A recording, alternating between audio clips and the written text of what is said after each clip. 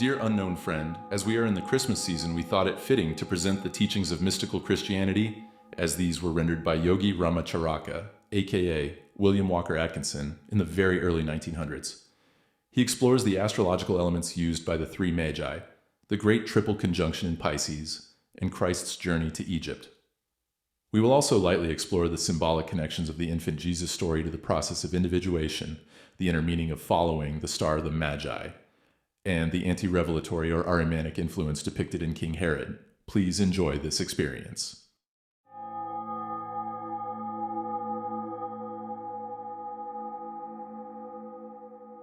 To the majority of Christians, the Star of Bethlehem means a great star that suddenly appeared in the heavens, like a great beacon light, and which miraculously guided the steps of the Magi mile by mile on their weary journey until at last it rested in the heavens, stationary over the house in which the child Jesus lived, between the ages of 1 and 2 years. In other words, they believed that this star had constantly guided these skilled mystics, occultists, and astrologers in their journey from the Far East, which occupied over a year, until it at last guided them to Bethlehem, and then stopped, stationary over the house of Joseph and Mary. Alas, that these vulgar traditions of the ignorant multitude should have served so long to obscure a beautiful mystic occurrence, and which by their utter improbability and unscientific nature should have caused thousands to sneer at the very true legend of the Star of Bethlehem. It remains for the mystic traditions to clear away the clouds of ignorance from this beautiful story, and to re-establish it in the minds of men as a natural and scientific occurrence. This story of the traveling star arose from the superstitious and ignorant ideas of many of the Christians of the 1st, 2nd, and 3rd centuries after Christ's death. These tales were injected into the manuscripts left by the disciples, and soon began to be regarded as a part and portion of the authentic Gospels and Epistles, although the skilled biblical critics and scholars of today are rapidly discarding many of these additions as willful forgeries and interpolations. It must be remembered that the oldest manuscripts of the books of the New Testament are known to biblical scholars to have been written not less than 300 years after the time of the original writing, and are merely copies of the originals, undoubtedly added to, altered, and adulterated by the writers through whose hands they had passed. This is not merely the statement of an outside critic. It is a fact that is clearly stated in the writings of the scholars in the churches engaged in the work of biblical study and the higher criticism, to which works we refer any who may have reason to doubt our statement. That portion of the verse, Matthew 2:9, in which it is said that, "And lo, the star which they saw in the east went before them, till it came and stood over where the young child was," is known to the mystic and occult orders to be a rank interpolation into the story of the Magi. It is contrary to their own traditions and records, and is also contrary to reason and to scientific laws, and this distorted story alone has been the cause of the development of thousands of infidels who could not accept the tale. All intelligent men know that a star is not a mere tiny point of flame in the dome which shuts us out from a heaven on the other side of the blue shell. Although this view was that of the ancient people and many ignorant men and women today. Educated people know that a star is either a planet of our solar system, similar to the sister planet which we called the Earth, or else is a mighty sun, probably many times larger than our sun, countless millions of miles distant from our solar system. And they know that planets have their invariable orbits and courses, over which they travel unceasingly, so true to their course that their movements may be foretold centuries ahead, or calculated for centuries back. And they know that even the great fixed stars, those distant suns and centers of great solar systems akin to our own, have their own places in the universe, also their universal relations and movements. All who have studied even the most elementary school book on astronomy know these things. And yet such people are asked to swallow whole this story of the moving star, traveling on a little ahead of the shepherds for over a year, and at last standing right over the home of Jesus, and thus indicating that the search was ended. Let us compare this unscientific tale with the traditions and legends of the mystics, and then take your choice. Had there been any such star in appearance, the historians of that day would surely have recorded it, for there were learned and wise men in the East in those days, and as astrology was a science closely studied, it would have been noted and passed on to posterity by both writings and tradition. But no such record or tradition is to be found among the Eastern peoples, or the records of the astrologers. But another record and tradition is preserved, as we shall see in a moment. Yes, there really was a Star of Bethlehem, which led the feet of the Magi to the home of the infant Jesus. We have the following proof of this fact. 1. The traditions and teachings of the mystic orders, which have been handed down from teacher to student for centuries. 2. The statements and records of the ancient astrologers, which may be proven by modern astronomical calculations. And 3. The calculations made by modern astronomers, which shall be stated a few paragraphs further on. These three sources of information give us the same tale, as we shall see. Before proceeding to a consideration of this threefold evidence, let us pause for a moment and consider the relation of the Magi to astrology. To understand the narrative of the Magi's visit to Jesus, we must remember that they were the very masters of astrological lore. Persia and the surrounding Oriental countries were the fountainhead of astrological teaching. And these Magi were masters and adepts and hierophants, and consequently knew all that was known to the greatest schools of astrology of that day. Much of their ancient astrological lore has been lost to the race of today, but to these ancient learned men, it was as much of a science as chemistry and astronomy are to the learned ones of our day. The Magi had long waited for the appearance and incarnation of a great master of masters, whose appearance had been predicted centuries before by some of the great occult fathers of the mystic orders, and each generation hoped that the event would come in his day. They had been taught that when the event took place, they would be informed by means of the planets, according to the higher astrology. All students of even our modern fragmentary astrology will understand this. And so they waited and carefully scanned the heavens for the sign. Now the traditions of the occult orders inform us that at last the Magi witnessed a peculiar conjunction of planets. First, the conjunction of Saturn and Jupiter in the constellation of Pisces, the two planets being afterward joined by the planet Mars. The three planets in close relation of position, making a startling and unusual stellar display, and having a deep astrological significance. Now the constellation of Pisces, as all astrologers, ancient and modern, know, is the constellation governing the national existence of Judea. Seeing the predicted conjunction of the planets occurring in the constellation, having to do with Judea as well as the relative positions of the other planets, all of which played its part in the observation, the Magi knew two things, i.e., 1, that the birth of the Master of Masters had occurred, and 2, that he had been born in Judea, as indicated by the constellation in which the conjunction occurred. And so, making the calculation of the exact moment of the conjunction, they started on their long journey toward Judea in search of the Master of Masters. Now again, the records of the astrologers, preserved in the Oriental occult brotherhoods, in their monasteries, etc., show that at a period a few years before the Christian era, such a peculiar conjunction and combination of the planets occurred in the constellation, symbolizing the destinies of Judea, which was interpreted as indicating the appearance of an incarnation or avatar of a great divine soul, a master of masters, a mystic of mystics.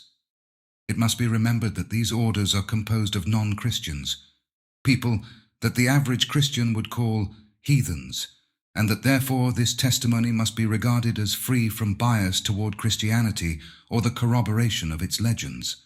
And in the third place, the calculations of modern astronomy show without possibility of contradiction that in the Roman year 747, or 7 years before the Christian era, the planets Saturn and Jupiter formed a conjunction in the constellation of Pisces, and that these two planets still in close position to each other, were joined by the planet Mars in the spring of 748. The great astronomer Kepler first made this calculation in the year 1604, and it has since been verified by modern calculations. To those who would object that all this occurred 7 years before the commonly accepted date of the birth of Christ, we would say that any modern work on New Testament chronology, or any encyclopedia or reference work on the subject, will show that the former calculations were several years out of the way, and that the records of other events mentioned in the Bible, such as the enrollment of the people, which brought Joseph and Mary to Bethlehem, enable modern biblical scholars to fix the date of the birth of Christ at about 6 or 7 years before the usually accepted time. So that modern research fully corroborates the astrological record and the mystic traditions. And so it would appear that the coming of the wise men, the Magi, was in accordance with the astrological signs, of the interpretation of which they were adepts and masters. When this truth is known, how puerile and petty seems the myth of the travelling star, of the commonly accepted exoteric version, and the pictures of the wise men being led by a moving heavenly body, travelling across the skies and at last standing still over the cottage of Joseph with which the Sunday school books are filled, must be relegated to the same waste-paper basket which contains the Bible illustrations, formerly so popular, which picture Jehovah as a bald-headed old man with a long white beard, clad in flowing robes designed to hide his body. Is it any wonder that skeptics, infidels, and scoffers of the spiritual truths have arisen in great numbers, when they have been asked to accept these things or be damned? And is not this connection of astrology with early Christianity a rebuke to the modern Christian church, which sneers and scoffs at the science of astrology as a base superstition, fit only for fools and ignoramuses? Does not this picture of the Magi give a clear view of that which was formerly regarded as a mere fable, to be solemnly smiled over and taught to the children, with whom the story has always been a favourite, owing to their intuitive perception of an underlying truth? And now, with this mystic version, cannot you enjoy the legend with the children? In this connection, let us once more quote from the New International Encyclopedia, a standard reference work, as you know, which says, "Some of the earlier Christian fathers argued against the doctrines of the earlier astrology, while others received them in a modified form. And indeed it formed a part of the basis of their religion in the gospel narrative of the visit to Bethlehem of the wise men of the East, who were Chaldean Magi or astrologers. Here is the testimony in all of the standard reference books, and yet how many of you have known it? To understand the importance of the event which drew the steps of the Magi to Bethlehem, we must realize that the coming of the Master was a favorite subject of speculation and discussion among occultists and mystic organizations all over the Oriental countries. It had been foretold in all tongues that a great Master would be given to the world, a mighty avatar or appearance of deity in human form, who would incarnate in order to redeem the world from the materiality which threatened it. The sacred writings of India, Persia, Chaldea, Egypt, Media, Assyria, and other lands had foretold this event for many centuries, and all the mystics and occultists longed for the day when the Master would appear. The Jews also had many traditions regarding the coming of a Messiah, who would be born of the seed of David at Bethlehem, but their Messiah was looked upon as likely to be an earthly king, destined to free Israel from the Roman yoke. And so, the tradition of the Jews was regarded as of inferior moment to their own predictions by the mystic and occult brotherhoods of the East. To them it was to be an avatar of deity, God in human form, come to take his rightful seat as the Grand Master of the Universal Grand Lodge of Mystic, a descent of pure spirit into matter. And so, knowing these things, we may readily understand why the Magi pursued their search with such ardor and enthusiasm. They had many weary miles of travel to Bethlehem, over a year being consumed in the journey. They reached Bethlehem over a year after the birth of Christ and the appearance of the star, the sight of which had started them on their quest. They sought not a newborn babe, as common belief has it. They searched for a child born over a year before. We refer the student to any reference work for a verification of this last statement. The illustrations in the Sunday school books showing the wise men worshipping a newborn babe in the manger are on a par with the others mentioned. The wise men had nothing to do with the stable or the manger, for Joseph, Mary, and the babe were lodged in a house by that time, as we shall see as we proceed. At last, after their long and weary wandering over hill and plain, mountain and desert, the Magi found themselves in Jerusalem, inquiring diligently as to the whereabouts of the Master of Masters, the Promised One, whose coming had been the subject of prophecy for centuries among the Eastern peoples. The Jews of whom they inquired, although not familiar with the predictions regarding a mystic master or avatar of deity, were nevertheless thoroughly familiar with the prophecies of the coming of the Hebrew Messiah, and naturally thought that it was of this expected earthly King of the Jews that the Magi inquired, and so they reported it far and wide that these great men from the East had come to Jerusalem to find the Messiah, the King of the Jews, who was to deliver Israel from the Roman yoke. And, as the Gospel of Matthew 2:3 informs us, when Herod the king heard it, he was troubled, and all Jerusalem with him. Naturally so, when it is remembered that it was an earthly kingdom that they expected the Messiah would inherit. And so, gathering the chief priests and scribes of Jerusalem around him, he bade them tell him the particulars regarding the prophecies regarding the Messiah, where he was expected to be born. And they answered him, saying, In Bethlehem of Judea, for so hath the prophet spoken. And hearing the testimony of the scribes and priests, the wily Herod, who feared the realization of this old Hebrew prophecy, which threatened to cost him his throne if fulfilled, called the Magi to his palace, and in private consultation inquired of them the reason of their search. And when they told him of the astrological indications of the star, he was still more wrought up, and wished to locate the dangerous child. And so he inquired of them the exact date at which the star had appeared, that he might be better able to find the infant, knowing its date of birth in Bethlehem. See Matthew 2:7. And learning this, he bade them go to Bethlehem and find the child they sought, and cunningly added, And when ye have found him, bring me word, that I also may come and worship him. Thus, craftily concealing his intentions to seize and kill the child, he endeavored to press the Magi into his service as detectives by pretending to join in their desire to locate the divine child. The Magi traveled on to Bethlehem, and arriving there made diligent inquiry regarding infants that had been born about the time that the star appeared. There were many infants born in Bethlehem during the same month, of course, and the search was difficult. But they soon heard strange rumors about a babe that had been born to travelers in Bethlehem about that time, the birth of whom had been attended by a strange occurrence. This peculiar happening is related in Luke 2:8-20, in which it is stated that at the time of the birth of Jesus in the manger, certain shepherds keeping the night watch over their flocks saw an angel standing by them, and the glory of the Lord shining around about them. And the angel bade them be not afraid, for to them was to be given tidings of great joy, for there was born that very day in Bethlehem one who was to be the anointed Lord of the world.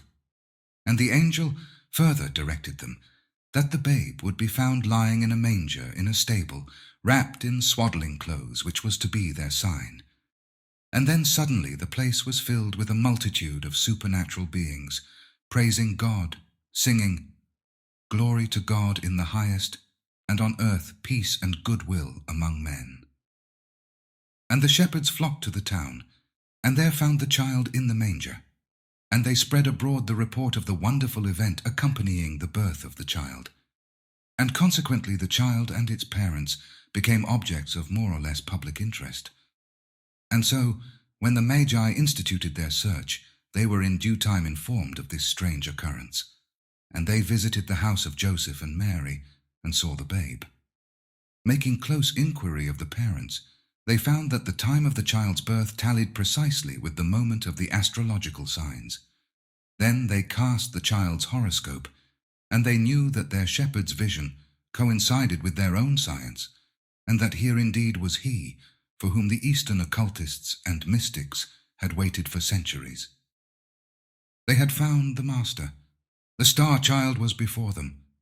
Then these great men of their own lands, these adepts, masters, and hierophants, prostrated themselves on the ground before the child and gave him the salutation due only to the great occult master of masters, who was come to take his seat upon the throne of the Grand Master of the Great Lodge. But the child knew naught of this, and merely smiled sweetly at these strange men in gorgeous foreign robes, and reached out his little hand toward them. But occult tradition has it that the tiny fingers and thumb of his right hand, outstretched toward the Magi, unconsciously assumed the mystic symbol of the occult benediction, used by the masters and hierophants, and now used by the Pope in papal benediction, and gave to the worshippers that master's benediction. The tiny Master of Masters thus gave his first blessing to his followers and exalted worshippers. But his throne was not that of the Great Lodge, but a still higher place, the knees of a mother. And the Magi then made mystic and symbolic offerings to the child. Gold, frankincense, and myrrh offered they him. Gold, signifying the tribute offered to a ruler, was the first symbol. Then came frankincense, the purest and rarest incense, used by the occult and mystic brotherhoods and orders in their ceremonies and rites when they were contemplating the sacred symbol of the absolute master of the universe. This frankincense was their symbol of worship. Then, last symbol of all, was the myrrh, which in the occult and mystic symbolism indicated the bitterness of mortal life, bitter though pungent, preserving though stinging. This was the meaning of the myrrh, that this child, though divine in his inner nature, was still mortal in body and brain, and must accept and experience the bitter tang of life. Myrrh, the strength of which preserves and prevents decay, and yet which smarts and tangs and stings ever and ever, a worthy symbol of mortal life surely. Wise men indeed, ye Magi, gold, frankincense, and myrrh, a prophecy, symbol, and revelation of the life of the Son of Man, with his indwelling pure spirit. And the Magi, having performed their rites and ceremonies, departed from Bethlehem. But they did not forget the child. They preserved a careful watch over his movements until they saw him again. Saw him again, you ask? Yes, saw him again. Though the Gospels say naught of this, and are silent for a period of many years in the life of Jesus, yet the records and traditions of the mystics of the East are filled with this esoteric knowledge of these missing years, as we shall see as we proceed. Left behind by the Magi, but still under their loving care, the child waxed strong and grew in mind and body. But the Magi, being warned by higher intelligences in a vision, did not return to the wily and crafty Herod, but departed unto their own country another way. Matthew 2:12. And Herod waited in vain for their return, and finally discovering their escape, wrathfully ordered the massacre of all male children that had been born in Bethlehem and its suburbs of 2 years of age and under. He calculated the 2 years from the witnessing of the star by the Magi. Matthew 2:16 states the story of the fixing of the time as follows: and slew all the male children that were in Bethlehem, and all the borders thereof, from 2 years old and under, according to the time which he exactly learned of the wise men. Herod sought to kill the feared Messiah, the King of the Jews, who threatened to drive him from his earthly throne, by killing all the male infants in Bethlehem that had been born since the astrological indication, as stated by the Magi. But this plot failed, for Joseph had been warned by an angel in a dream, which mystics teach was the astral form of one of the Magi, and was told to take the mother and child and flee into Egypt, and to stay there until the death of Herod. And so Joseph, Mary, and Jesus then fled from the wrath of Herod and stole silently away to Egypt. And the occult traditions have it that the expenses of the journey of this poor carpenter and his family, that journey into strange lands, hurried and without the chance to earn money along the way, was accomplished by the means of the gold that the Magi had offered to Jesus, and which they had insisted upon his parents storing away for his use. And so the gold of these occult mystics saved the founder of Christianity from massacre. And how poorly has Christianity repaid the debt when one thinks of the persecutions of the Oriental heathen by the so-called Christians of all times.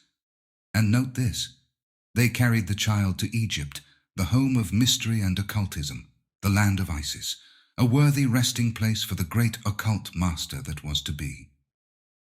And occult tradition also has it that one night, wearied with their long journey, the family halted and passed the night in the place of the Sphinx and pyramids, and that the mother and babe rested between the outstretched forepaws of the mighty Sphinx, which held them safe and secure, while Joseph threw himself on the base before them and slept on guard. What a scene!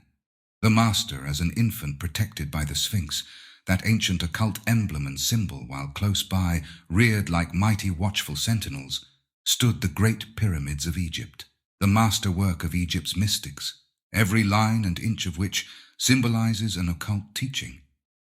Verily, indeed is Christianity cradled in the lap of mysticism. We hope to be able to shed the mystic light of truth upon this corner which so many have found dark, non-understandable, and contrary to reason, natural law and science. The mystic teachings are the great reconciler of faith and reason.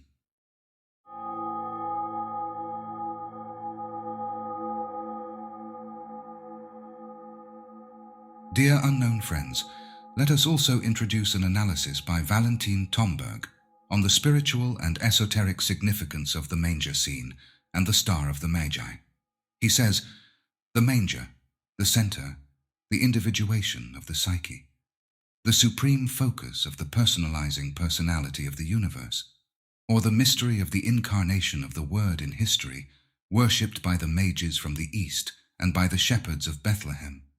Is this not the center of the movement of convergence, in time and space, of all efforts and all aspirations of those who have endeavored throughout the centuries to transform the base into the precious, to listen and understand the message of the stars, to raise their problems to angels, archangels, cherubim and seraphim, so as to consult them, and to guard and not forget the memory of all the altars and chalices of the past? In a word, is this not the center also for hermeticists? The star which hermeticists follow leads them to the manger, to the center of history, to the center of the psychic life, individuation, to the center of universal evolution, or the supreme focus of the personalizing personality, to the alpha and omega of revelations, to the heart, which is at the center of all hearts. For there is a center of gravitation of hearts, just as there is a center of gravitation of the planets. Like the latter, it causes the seasons of the life of the soul. This is why it is not without reason that the manger is venerated by the Church each year, and that a unique light is lit in the world each Christmas. What I want to say is that Christmas is not only the festival dedicated to the memory of the historical nativity of Christ, but that it is in addition the event of the nativity which is repeated each year, where Christ becomes child anew, and where the history of mankind becomes the manger. Then all that which is in us, of the nature of the shepherds of Bethlehem, and all that which is in us of the nature of the mages from the East, responds as in the past. That which is in us of the nature of the mages from the East is enamored of the star, and sets out en route with the little incense, myrrh, and gold gathered during the year which is drawing to an end. And that which is in us of the shepherds of Bethlehem kneels down before the child, whose reality and presence is revealed from above. Those who follow the star must learn a lesson once and for all, not to consult Herod and the chief priests and scribes of the people at Jerusalem, but to follow the star that they have seen in the east, and which goes before them, without seeking for indications and confirmation on the part of Herod and his people. The gleam of the star and the effort to understand its message ought to suffice, because Herod, representing the anti-revelatory force and principle, is also eternal. The time of Christmas is not that of the nativity of the child alone. It is also the time of the massacre of the children of Bethlehem, the time where autonomous intelligence is driven to kill, i.e. to strangle and push back into the unconscious all the tender flowers of spirituality which threaten the absolute autonomy arrogated to itself by intelligence. May those who follow the star do so completely and without reserve. May they not seek, once having the star before their eyes, scientific confirmation, approval, or sanction, or, what would be still worse, direction on the part of science. May they follow the star above them and nothing else. End of quote. Please like, subscribe, leave a comment, and share this video if you've enjoyed this experience. Visit our website to sign up for free seasonal pujas, or if you feel so inclined, you can buy us a coffee. Have a joyous holiday season. Thank you. Namaste and Shalom, the philosophers of the living fire.